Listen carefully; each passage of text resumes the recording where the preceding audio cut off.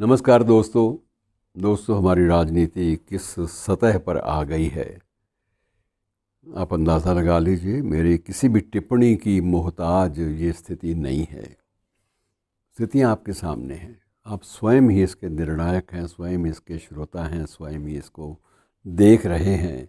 और स्थिति ये है कि अब नोटों पर चित्र जो हैं वो किसके छपे, इस बात को लेकर भी राजनीति का सिलसिला, राजनीतिक आक्षेपों का सिलसिला आरंभ हो चुका है।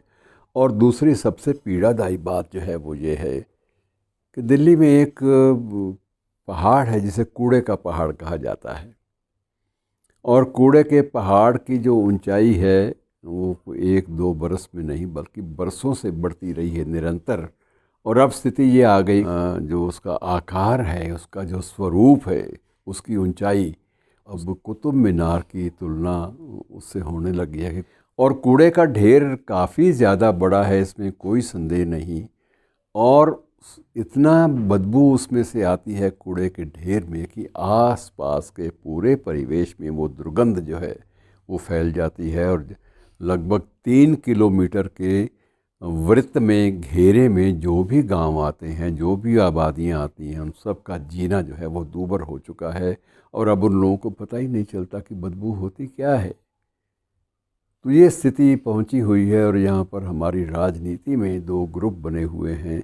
और उस कूड़े के ढेर पर जिससे सभी लोग घृणा करते हैं, जिससे दूरी बनाए रखने का प्रयास किया जाता है, उसी ढेर के शिखर पर हमारे राजनेताओं का एक दल पहुंच गया और विरोधी भी पहुंच गए। और दोनों में तू तू मैं और परस्पर आरोप और प्रत्यारोप उसी कूड़े के ढेर पर जाकर लगने, उनका आदान प्रदान करने की बातें शुरू हो गई। तो मित्रों, हम लोग किस तरह से हमारे मस्तिष्क में भी कूड़ा घुस जाता है कि हमारे पास कोई भी सार्थक बात कहने को नहीं होती।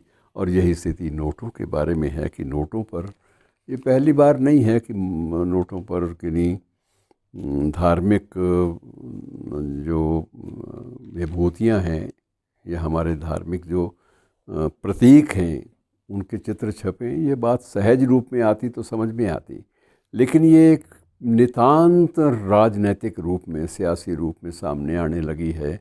और सबसे बड़ी खेद की बात ये है कि जानबूझकर ये बातें, ये मांग उठाई जा रही है कि इस पर गणेश जी की मूर्ति भी छपे, इस पर लक्ष्मी माता की मूर्ति भी छपे, इस पर सरस्वती की मूर्ति, पता नहीं क्या क्या बातें अनर्गल प्रलाप के रूप में हमारे राजनेतागण प्रस्तुत करने जा रहे हैं।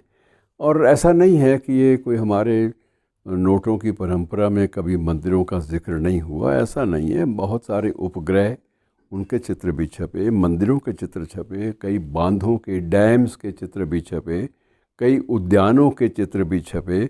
और 1949 में 1 रुपये का नोट पहली बार जारी हुआ था और उसमें भी कई बदलाव आए। और उसमें एक मौके पर तो गेटवे ऑफ इंडिया, वो भी, उसका भी चित्र छपा।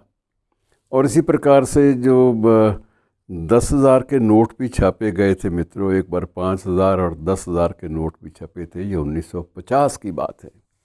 और तब इन नोटों पर विशेष रूप से तंजौर के मंदिर के जो चित्र थे वो छापे गए थे। अब मंदिर का चित्र है तो वहाँ पर किसी को ये आपत्ति हो कि मस्जिद का चित्र क्यों नहीं छपा, तो बड़ी अजीब बात लगती है। ये मंदिर किसी धर्म के प्रतीक नहीं है, बल्कि हमारी एक पुरानी संस्कृति, उसके प्रतीक हैं। आप इसको इस ढंग से लेंगे तो आपको शांति रहेगी, नहीं तो सिवाय अशांति की और क्या है। और ये नोट ऐसे हैं मित्रों, क्योंकि इनका संबंध मुद्रा से है, इनको जलाने की ज़रूरत भी कोई नहीं करेगा। आप कुछ भी छाप दीजिए, चाहे उस पर मंदिर का चित्र छापिए, चाहे उद्यान का चित्र छापिए, चाहे भाखड़ा डैम का चित्र छापिए, उन्हें फाड़ने की ज़रूरत कोई भी नहीं करेगा, क्योंकि सभी जानते हैं कि जिसकी जेब में रुपया है वही सुखी है। लेकिन विवादों से बचना कौन चाहता है? क्योंकि विवाद खड़े करने से और विवादों को उछालने से जब लगे, ऐसा आभास मिले कि एक नया वोट बैंक जो है उसको हम आकर्षित कर पा रहे हैं, उसको खींच पा रहे हैं, तो फिर आपको मज़ा आएगा, आपको सुख मिलेगा। लेकिन अगर आप सोचेंगे कि ये सारी की सारी जो